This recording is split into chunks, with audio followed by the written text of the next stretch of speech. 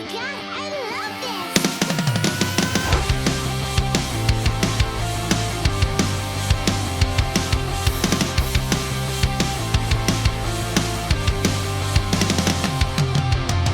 Yo, salam sehat buat kita semua dan selamat datang di Movie System Channel. Kali ini Bang Do akan coba bawakan sebuah alur cerita yang berjudul Oljang Generation. Cerita bermula dari adanya seorang pelajar berjenjang SMA mencoba bertahan hidup bersama salah seorang teman dari ayahnya. Dan di sanalah dirinya ini terus belajar teknik MMA. Hingga di suatu titik dirinya tak sengaja terlempar ke dimensi waktu yang berbeda untuk dapat menyelamatkan adanya seseorang yang sangatlah berharga. Bagaimana keseruan dari kisahnya? Sebelum memasuki part pertama, alangkah baiknya Bang Dodo sing pantun terlebih dahulu. Nona cantik jalan menggoda. Ngomong-ngomong, siapa nih yang punya? Kalau emang kalian pada suka, tombol subscribe ada di bawahnya. Yap, enggak usah pakai lama, kita simak ceritanya. Kisah bermula dari sebuah kelas yang cukuplah normal. Dan di pagi itu, mereka semua sedang asik memperbincangkan mengenai sebuah gaya rambut yang saat ini tengah mereka perhatikan. Hei, lihatlah dia. Apa gaya rambut seperti itu benar-benar populer 20 tahun lalu ya? Tapi bagaimana bisa sih cewek-cewek suka dengan hal yang seperti ini?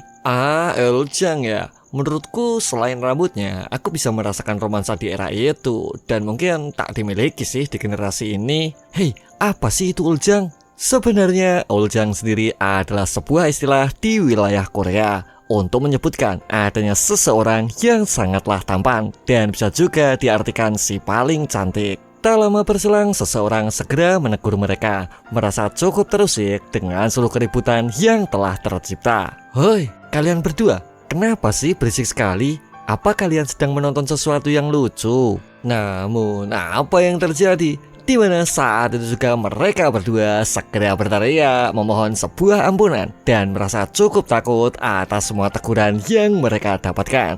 Bahkan saat itu mereka segera memilih keluar supaya tak mendapatkan adanya sebuah masalah yang sama sekali tak berguna. Hoi, tapi aku kan cuma merasa penasaran. Yang mana orang tersebut bernama Park Chung Il. Sebenarnya saat itu Chung Il merasa cukup kesal atas seluruh perlakuan yang telah ia dapatkan. Karena saat ini dirinya hanya menginginkan adanya sebuah kehidupan sekolah yang cukuplah normal. Namun saat itu semua orang di sekitar terlihat takut kepadanya. Akibat Park Chung Il memiliki kemampuan untuk berkelahi sekaligus mempelajari MMA. Yang mana itu semua bermula saat Park Chung Il tak sengaja memilih menghajar 10 orang teman di kelasnya ketika dirinya ini pertama kali masuk di sekolahnya. Maka saat itu image buruk secara alami tercipta hingga membuat para guru harus lebih ekstra dalam memberinya proses bimbingan sekaligus adanya proses pengawasan di kelasnya. Dalam hati, Chung Il saat ini sedang berusaha untuk memejamkan mata supaya tak emosional seperti biasanya. Hei, lihatlah, dia memejamkan matanya. Mungkin dia sedang menghitung waktu mundur sebelum mengajar mereka semua. Tak lama berselang, terdengar suara guru Ken yang mulai terus memanggilnya, segera memerintahkan Park Chung Il untuk segera menuju kantor secepatnya. Dan ia pun kini segera menurutinya, merasa cukup kesal dengan seluruh perlakuan yang ia dapatkan. Hei Pak, bisakah kau berhenti menggunakan intercom hanya untuk sekedar memanggilku ke sini? Semua anak kan jadi terus menatapku. Ini semua akan membuat mereka semakin takut nanti. Belum sempat selesai penjelasan tersebut ia ungkapkan, kini malah terlihat di mana tak hanya satu guru yang terlihat sedih ketika menatapnya. Dan ia pun menjadi semakin bingung mengamati seluruh situasi dan kondisinya. Chung Il, kami ingin menjelaskan sesuatu padamu. Semoga kau tak keberatan. Tapi kami minta maaf sebelumnya.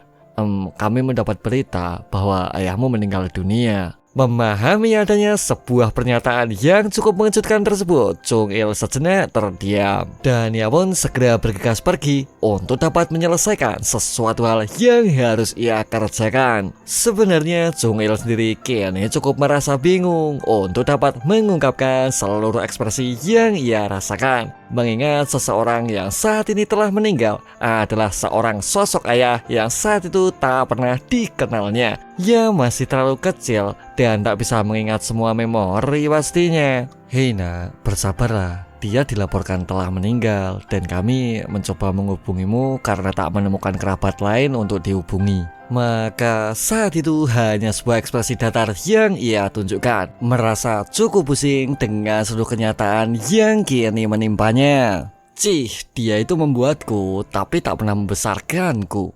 Dasar. Ngomong-ngomong, kenapa ramai sekali di foto ini? Wah, tampang ayahku sewaktu muda dia terlihat banyak main-main sepertinya. Sebenarnya ibu Chung Il telah meninggal ketika Chung Il masih terlalu muda, ya sekitar umur 4 tahun. Dan ayahnya pun memutuskan untuk segera pergi tak lama setelah ibunya meninggal. Sehingga saat itu dirinya harus terus bertahan hidup mandiri bersama salah seorang teman dari ayahnya, yaitu Paman Guangzhou. Oi, Chung Il, kau itu benar-benar mirip dengan ayahmu. Jadi apapun yang terjadi, kau harus tetap berlatih. Dalam hati, Chung Il sendiri memang tak terlalu peduli dengan seluruh kehidupan yang ia miliki, karena sama sekali tak ada yang menarik dari seluruh aspek yang ia jalani, yang mana itu semua karena sosok sampah seperti ayahnya. Dirinya ini harus terus berjuang melalui sisi pahit dunia tanpa mendapat bantuan dari satu-satunya keluarga yang ia punya. Ia memilih pergi menghilang dan meninggalkan Pak Chung Il pastinya. Kalau ku amati, ini benar-benar barang relik kuno. Mana baterainya bisa dilepas lagi? Lalu bagaimana bila ku coba hidupkan saja? Tak lama berselang dirinya terkejut tak percaya, merasa cukup aneh dengan getaran di handphonenya, yang mana saat itu ternyata sebuah panggilan masuk tiba-tiba saja berdering memberikan sebuah notifikasi kepadanya. Hoi, kenapa ponsel ini bisa berbunyi? Mungkinkah aku salah melihatnya? Tapi zaman ini mungkinkah ini bisa terjadi? Lalu 001 nomor macam apakah ini sebenarnya? Dan akhirnya tak lama dari situ dirinya segera memutuskan untuk bergegas mengangkat telepon tersebut, menerima adanya panggilan masuk sebelumnya. Halo, siapa ini? Hoi, kau bisa bicara sekarang. Kenapa kau malah diam? Aku pemilik ponsel itu. Kurasa aku tak sengaja menghilangkannya tadi. Jadi, di mana kau sekarang? Mendengar pernyataan tersebut, Pak Chung Il merasa cukup kebingungan karena saat itu seseorang di panggilan tersebut kini terus memastikan di mana lokasi sebenarnya dari seseorang yang saat ini tengah memegang ponsel yang ia punya. Tapi kenapa ini bisa terjadi? Sepertinya aku tak salah dengar kan? Suara ini, ya, aku sudah menduganya. Ini pasti. Oi, kau seorang penipu kan? Kau mau minta pulsa? Aku takkan tertipu oleh omong kosongmu. Dengarlah, bekerjalah dengan cara yang lebih benar. Dasar sampah tak berguna. Mendengar pernyataan aneh tersebut, orang itu pun kini mencoba sedikit memastikan siapa seseorang yang saat ini tengah bersikap tak sopan di hadapannya. Oi, dasar bada jadi ngadan. Apa yang malah kau katakan, ha? Aku ada di persimpangan Jamsil, di depan bangunan 100 lantai. Kalau kau memang tak terima, cari aku sekarang. Dasar brengskai. Dan akhirnya tak lama dari situ Pak Chung Il bergegas menutup teleponnya. Kembali tak lagi mampu mengontrol adanya seluruh rasa emosi yang menyelimutinya. Namun apa yang terjadi? Di mana saat itu juga sebuah kejanggalan benar-benar terjadi di sekitar lokasi tempat ia berada. Merasa cukup asing dengan seluruh suasana yang tengah dirasakannya. Pemandangan yang benar-benar berbeda, berbagai macam kostum yang tak pernah dilihatnya, dan anehnya atmosfer saat ini tengah menyelimuti seluruh alur di pikirannya. Hoi, ada apa ini? Mungkinkah sedang terjadi festival sebelumnya? Tapi mengapa suasana tiba-tiba berubah menjadi malam hari? Yang mana saat itu seluruh rasa penasaran kini mulai datang mendekapnya, merasuk hingga ke dalam tulangnya, membingungkan seluruh pemikiran normal di otaknya. Hingga di suatu titik gedung 100 lantai yang ia sebutkan sebelumnya kini tiba-tiba menghilang, sama sekali tak terlihat, menyublim dengan sebuah kecepatan ekstrim tak bersisa. Bahkan saat itu beberapa obrolan mencurigakan kini terus-menerus ia perhatikan mengenai semua kebiasaan aneh yang selama ini sama sekali tak pernah ia dengar. Ya seperti gaya bahasa jadul lah, mengajak seseorang untuk bermain dingdong lah, dan beberapa gaya norak yang saat itu masih saja terus-menerus mereka banggakan. Hoi, apa-apaan sih dengan hiasan toko yang norak itu? Lalu kenapa sekarang rambut semua orang terlihat seperti itu semua? Sebenarnya ada apa sih dengan suasana aneh ini? Namun belum juga selesai, rasa penasaran tersebut mendapatkan adanya sebuah jawaban. Kini seseorang segera memanggilnya, merasa cukup curiga dengan seluruh gerak-gerik yang ditunjukkannya, yang mana seseorang berbadan besar tersebut bernama Chio Mung Yu. Sepertinya memang dia orangnya. Oi, apa kau memang benar orangnya? Oi, kutanya kau sekali lagi, apa kau benar-benar orang yang tadi, ha? Dasar bajingan ngadan. Tak lama berselang, Pak Chung Il segera menanggapinya. Bila dirinya ini jelas salah orang, sama sekali tak mengerti dengan seluruh pembicaraan yang tengah terjadi. Bahkan saat itu Chung Il segera memastikan bila dirinya ini jelas bukan pemilik ponsel yang saat itu tengah mereka cari. Ponsel? Tapi aku tak pernah mengatakan apapun tentang ponsel. Jadi ya, maksudku, tenanglah, aku juga tak pernah memanggil siapapun penipu atau sampah sih sebelumnya. Jadi, belum juga selesai semua alasan coba ia berikan, kini tiba-tiba saja ponsel tersebut berdering seketika, membuat siapapun itu yang berada di sekitarnya segera memahami siapa seseorang yang saat ini tengah mencoba berbohong dan berusaha menipunya. Hingga tak lama berselang, seseorang kini kembali datang mendekatinya, hanya untuk sekali lagi mencoba memastikan mengenai seluruh situasi yang saat ini tengah ia perhatikan. Persimpangan Jamsil. Ya, seperti apa katamu, jadi ketemu kau sekarang. Yang mana orang tersebut ternyata juga tengah mencarinya, merasa cukup terusik dengan seluruh perbuatan yang Chung Il lakukan. Dan orang tersebut bernama Park Si-hu. Oi, Si-hu, kurasa dia benar orangnya. Memahami adanya kejanggalan yang saat ini tengah datang menghampirinya, Chung Il kini kembali teringat akan sebuah momen potret yang saat itu pernah dilihatnya. Dan ia pun kini mencoba memastikan siapa sosok ayah yang saat itu benar-benar mirip dan cukup menyerupainya. Kalau ku perhatikan lagi, sepertinya dia sih yang lebih cocok jadi ayahku. Dan bams, di mana sebuah pukulan telak kini segera mendarat tepat menuju target di depannya, membuat Park Chung Il segera terlempar tanpa sedikit pun dirinya ini memahami siapa seseorang sosok ayah yang saat ini tengah berdiri di hadapannya. Dalam hati, Chung Il kini mulai sedikit memahami mengenai beberapa perkataan yang saat itu pernah paman sampaikan. Mulai dari seluruh jiwa muda yang tak terkendali, hingga adanya sebuah harapan masa muda yang mereka miliki. Sehingga saat itu paman terus-menerus mencoba menceritakan adanya seluruh keseruan masa muda yang mereka rasakan. Ya, itu semua terkesan jauh lebih baik dari anak-anak zaman sekarang pastinya. Hoi, lihatlah di sebelah sana, sepertinya ada yang berkelahi. Tapi bukankah orang itu mirip dengan Park Si-hu? Park Si-hu, itu loh anak yang cukup populer di wilayah ini. Maksudmu Park Si-hu yang itu? Park Si-hu dari Gang dong. Wah, dia keren sekali rupanya. Kemudian menurut mereka, Park Si-hu ini jelaslah anak yang hebat, terkenal karena raja perkelahian, memiliki tubuh bagus dan tampang rupawan. Maka tak salah juga bila dirinya ini memiliki sebuah nama di wilayah mereka.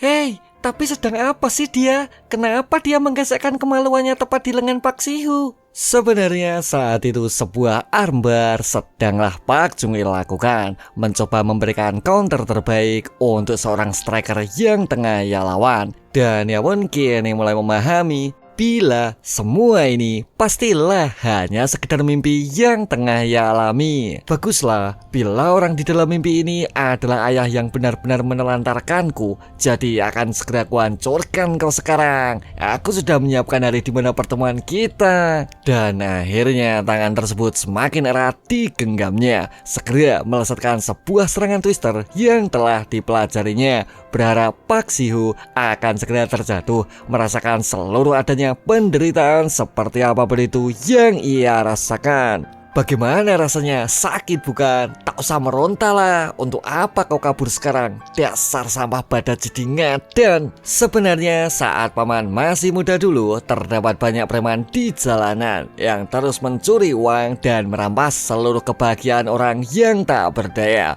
Terdapat banyak geng motor yang cukup mengerikan juga. Maka ketika Jung-il memilih bertatapan langsung dengan mereka, sebuah percakapan lain akan segera dimulai dengan adanya sebuah kepalan tinju di tangannya. Dan itu semua jelas tak pernah membuat gentar mereka semua, tak pernah merasa takut untuk terus berjuang sekaligus melawannya. Yang mana itu semua karena adanya seseorang yang benar-benar mereka percaya. Karena ada pun orang yang membuat mereka semua menjadi selalu kuat untuk dapat selalu bertahan, kini tengah berdiri tepat di sisi mereka. Dan orang tersebut tak lain adalah Pak Sihu. Dan akhirnya di mana sebuah bandingan keras kini berhasil ia ciptakan, berusaha mencoba melesatkan sebuah serangan counter, menghentikan seluruh kuncian yang Jung-il berikan. Sehingga saat itu mereka semua cukup merasa senang atas seluruh hasil kemenangan yang Sihu dapatkan. Wah, petarung terkuatkan dong, benar-benar memiliki kelas yang berbeda ya.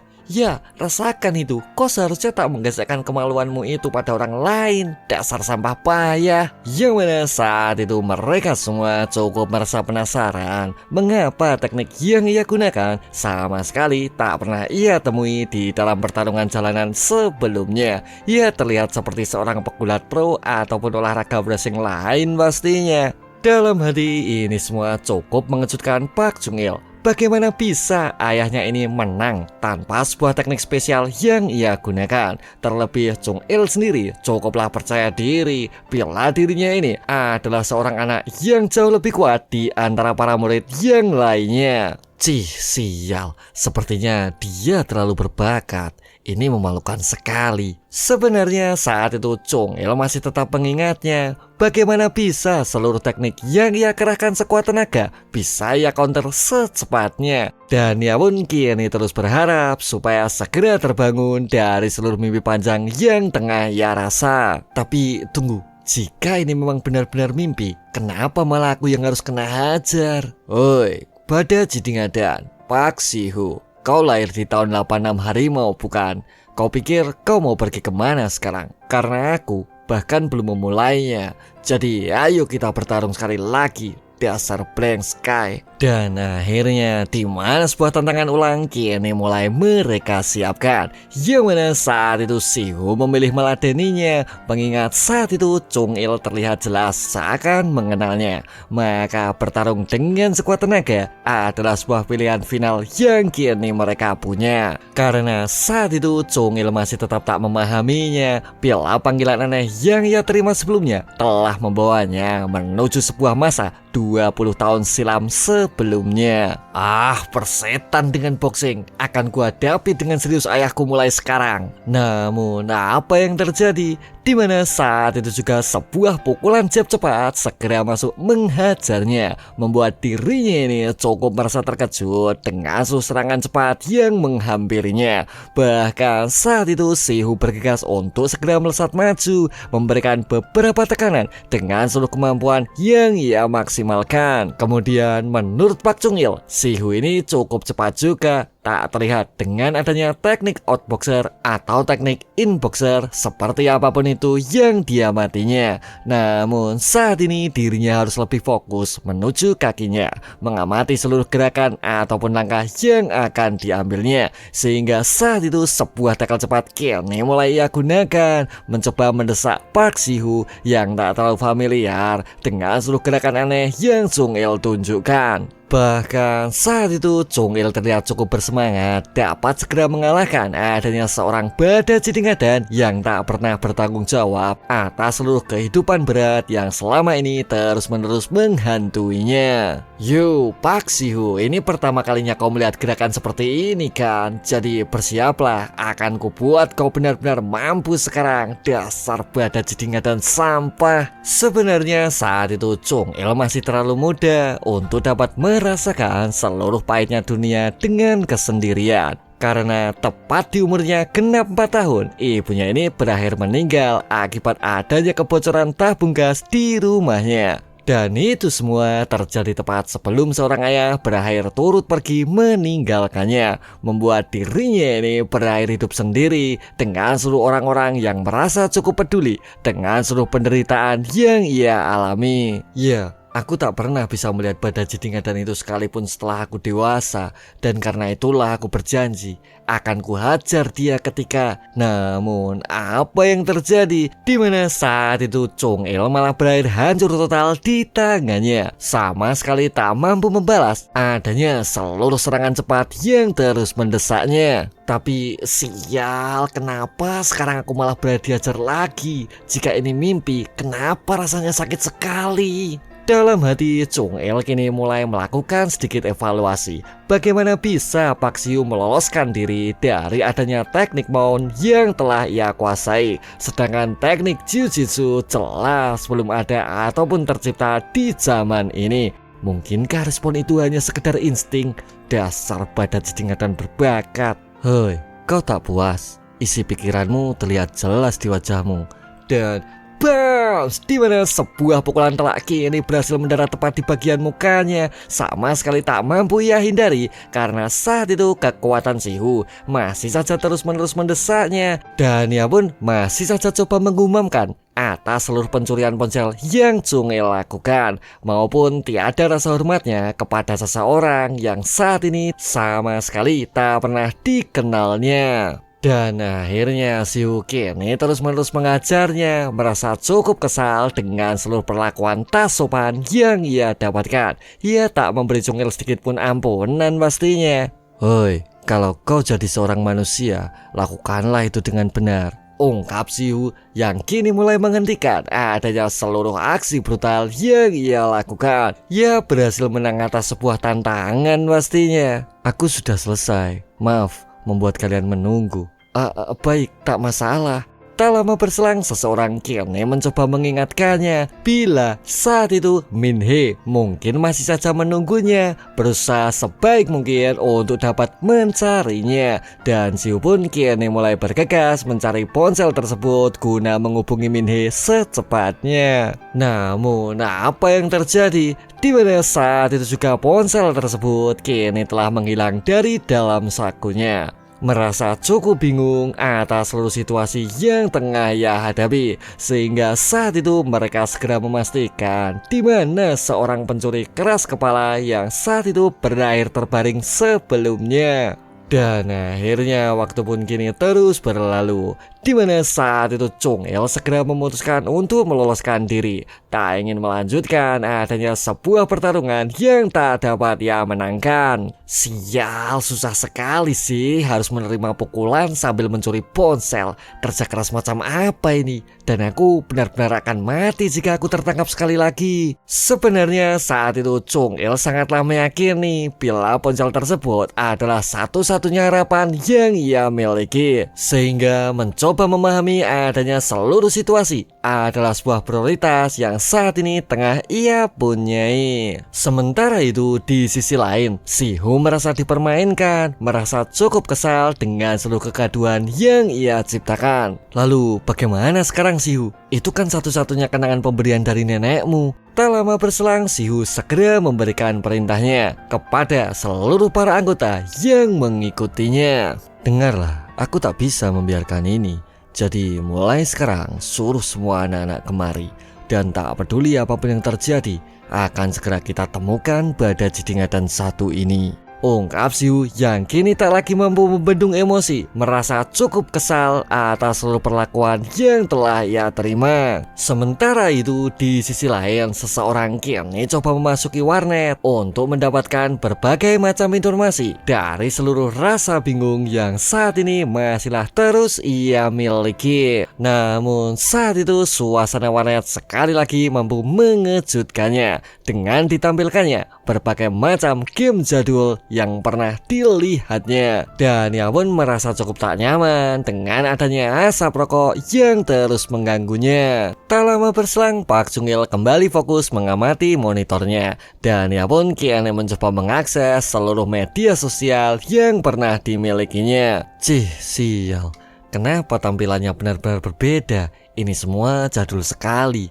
Tapi yang terpenting akan kuselidiki dulu kepastian tanggal sekarang. Dan akhirnya tak lama dari situ dirinya mulai memahami bila saat ini Chung Il telah terlempar menuju waktu 20 tahun sebelumnya, tempat di mana seorang ayah masih terlihat muda. Sama sekali tak pernah terbayangkan mengapa dirinya ini kembali ke masa lalu dan berhasil bertemu dengan seorang ayah yang saat ini jelaslah dibencinya. Bahkan bila dia mati sekali lagi, ponsel tersebut merupakan satu-satunya petunjuk yang kini ia punya. Tapi akan kuamati sekali lagi ponsel ini. Mungkin saja ada yang kulewatkan tadi.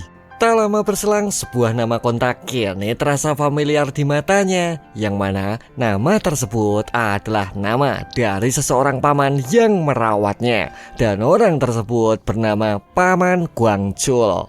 Nah, ini dia Paman Guangchul. Mungkin saja Paman mengetahui sesuatu. Akan kucoba hubungi dia sekarang. Yo, Blank Sky, di mana kau sekarang? Kembalikan ponsel itu secepatnya. Memahami seseorang yang mengangkat adalah Paman Guangchul dari masa lalunya, sontak sebuah solusi tak lagi dapat ditemuinya. Merasa cukup bingung dengan seluruh usaha yang terus ia coba. Hingga di suatu titik, Chung Il kini mulai memikirkan bagaimana bisa panggilan ponsel sebelumnya berhasil membawa dirinya ini menuju sebuah gerbang waktu di masa lalu. Maka berpikir bisa menggunakan panggilan tersebut kepada orang di masa mendatang adalah sebuah keputusan yang kini akan ia coba. Sehingga saat itu satu-satunya nomor ponsel yang masih diingatnya adalah nomor Paman Guangchul yang merawatnya. Hoi, Pak Chung Il, kau tak boleh melupakan nomor ini karena aku, Jeon Guangchul, adalah walimu mulai sekarang. Dan akhirnya Chung Il mencoba menghubunginya, berharap panggilan tersebut mampu segera terhubung supaya mendapatkan sedikit pencerahan atas seluruh kejadian yang tengah ia rasakan. Sebenarnya saat itu keraguan terus berkecamuk di dalam pikirannya. Mungkinkah dirinya ini harus tetap dia menunggu sampai terjadinya sesuatu secara alami berhasil datang dan mengembalikannya seperti sedia kala.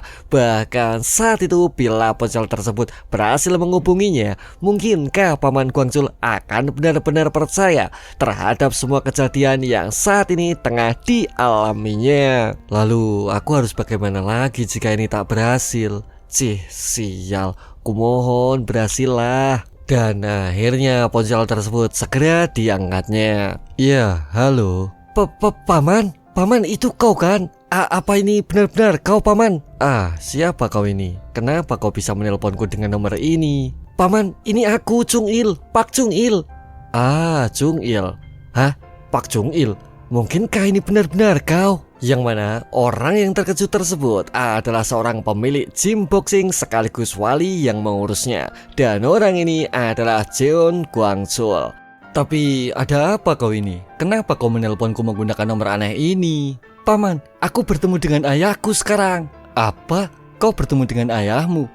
Syukurlah jika ini benar-benar Paman. Dan akhirnya Chung Il segera menjelaskan duduk permasalahannya, bergegas menegaskan bila dirinya ini telah pergi ke masa lalu akibat sebuah ponsel pemberian dari peninggalan ayahnya. Dan ia pun kini kembali ke tahun 2003, tahun dimana mereka semua masih terlihat sehat dan berjiwa muda. Paman, apa kau tahu saat aku bertemu dengan ayahku di masa lalu, aku langsung bertarung dengannya. Tapi sial, aku diajar habis-habisan dan berakhir kalah. Ya, aku akui, ayah benar-benar sangat kuat ternyata. Oi, Paman, apa sekarang kau benar-benar mendengarkanku? Tanya Chung Il curiga memastikannya. Tapi situasi seperti ini, sepertinya aku pernah mendengar ini sebelumnya. Tapi mungkinkah ini? Hei Paman, kenapa kau diam saja? Kejadian ini, jika pemikiranku sekarang benar, aku sangat yakin mengenai semua ini. Hei, Chung Il yang ada di sana, berterus teranglah. Kau semacam penipu pising suara kan? Ku beritahu kau, daripada kau hidup dengan menipu orang, lebih baik hidup dengan lebih jujur. Kau akan berakhir dihukum nanti. Apa kau mengerti? Tapi Paman, tunggu dulu, jangan ditutup teleponku Paman. Iya, Kencan, kau ingat kan, kau pernah pergi Kencan buta dengan Bibi yang punya toko buah di sebelah. Tapi karena kau meminum penumbuh rambut yang tak sengaja kau beli di MLM, kau berakhir muntah di Kencan tersebut bukan? Oi, bagaimana bisa dia mengetahuinya? Tapi mungkinkah semua ini? Jadi kau benar-benar penipu pising yang tahu cara melakukan itu juga ya?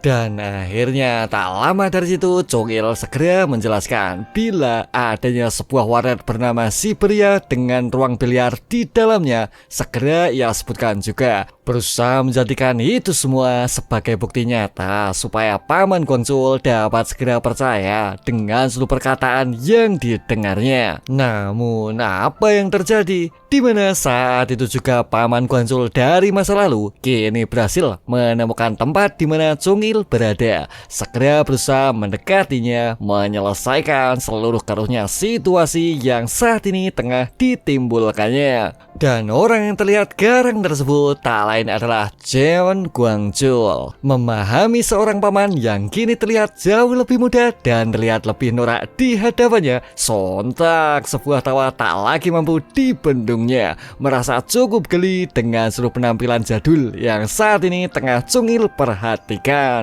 Oi, Paman, ternyata kau berkeliaran dengan gaya seperti ini ya dulu. Kocak sekali, Paman. Dan aku cukup yakin kau tidak populer sewaktu muda dulu, bukan? Kocak. Dan akhirnya tak lama dari situ Paman Guangzhou berusaha menjelaskannya bila dirinya ini jelas sangat populer dengan banyaknya para gadis yang saat itu selalu menantinya. Namun saat itu Chung Il masih tetap terlihat geli dengan seluruh tampilan yang tengah ia gunakan. Ia terlihat jelas mengejek atau lebih ke merendahkan pastinya. Sehingga tawa tersebut saat itu membuat Guangzhou menjadi cukup emosi, merasa sangat diremehkan dengan seluruh perkataan yang Chung Il ungkapkan. Dan akhirnya di saat itu juga sebuah pukulan counter keras segera Chung Il lesatkan. Yang mana itu semua membuat Guangzhou terjatuh seketika, membenturkan kepalanya, menimbulkan adanya sebuah luka robek di dahinya. Memahami situasi tak berjalan dengan cukup kondusif, mereka semua cukup merasa terkejut karena saat itu Guangzhou mampu dikalahkan tanpa sedikit pun dirinya ini mampu memberikan adanya sebuah serangan. Hei Guangzhou, apa kota apa? Oh, sial. Hei, Paman, maaf, aku tak bermaksud seperti itu. Tapi, apakah kau mendapat sebuah bekas luka di wajahmu? Hei, apa maksudmu?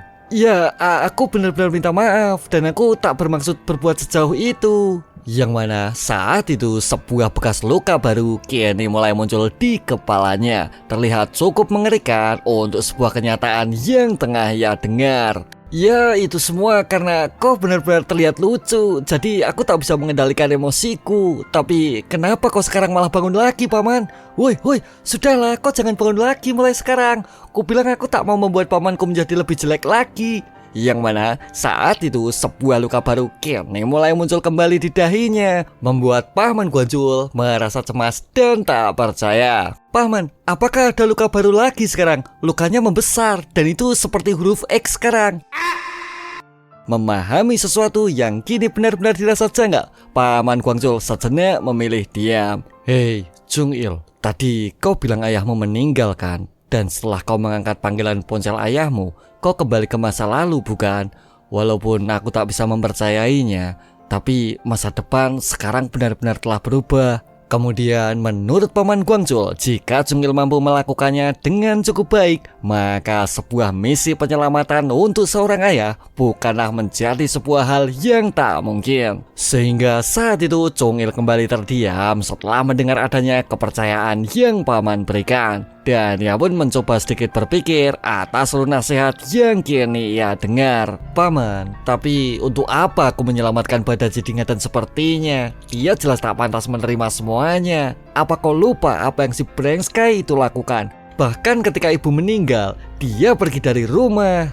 Ya, aku tahu, tentu saja aku cukup paham. Tapi Sin Min, maksudku ibumu, kau mungkin bisa menyelamatkan ibumu mulai sekarang. Yang mana saat itu juga seseorang gadis kini tengah berdiri tepat di hadapannya, merasa cukup aneh dengan seluruh tatapan tajam yang tengah ia tunjukkan. Namun saat itu Jungil seakan memahami adanya atmosfer yang berbeda, merasa cukup tak asing dengan seluruh aura yang tengah ia rasa.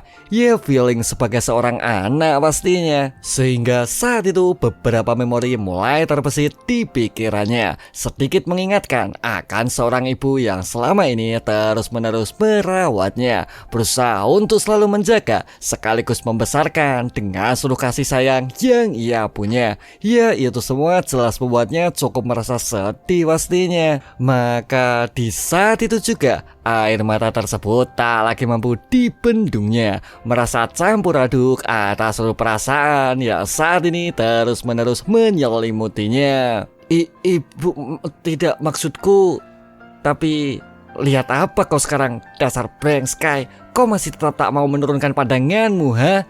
Yang mana gadis yang terlihat masih muda tersebut bernama Sin Min He dari SMA Putri Xiaohua, memiliki nama lain Cobra. Dan sampai di sini dulu guys alur cerita Wuljang Generation di part pertama. Bila kalian tertarik bisa simak cerita selanjutnya. Dan ciao.